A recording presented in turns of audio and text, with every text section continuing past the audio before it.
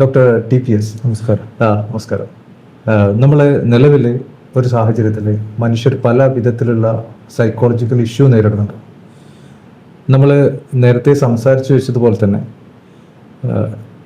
മനുഷ്യരുടെ ഒരു ജീവിതം കാലയളവ് മുഴുവൻ ചില മതങ്ങൾക്ക്, രാഷ്ട്രീയ പാർട്ടികൾക്കൊക്കെ വേണ്ടി അവരുടെ സമയങ്ങൾ, പ്രൊഡക്റ്റീവായ സമയങ്ങൾ നൽകിക്കൊണ്ട് ഒരു ജീവിതം അവസാനിക്കുന്ന ഒരു സാഹചര്യമുണ്ട്.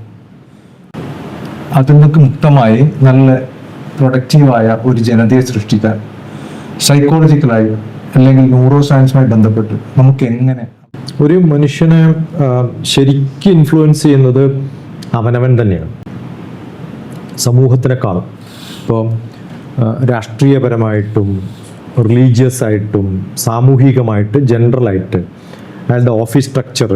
ഇപ്പോൾ നമ്മളിപ്പം റിലീജിയസ് അല്ലെങ്കിൽ രാഷ്ട്രീയം എന്നൊക്കെ പറയുമ്പോൾ ഞാനിപ്പോൾ ഒരു ആർമി ഓഫീസറാണെന്ന് വിചാരിക്കും, എന്നെ ഇതൊന്നും ബാധിക്കുകയില്ലല്ലോ.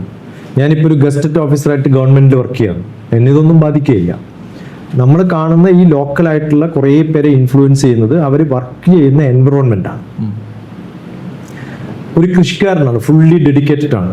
അയാൾക്ക് ചിലപ്പോൾ റിലീജിയൻ എന്ന് പറയുന്നത് ചിലപ്പം ഒരു ദിവസത്തെ ഒരു പ്രയറോ അതുകൊണ്ട് തീരാവുന്നതേ ഉള്ളൂ, അതിനകത്ത് സമയമില്ല.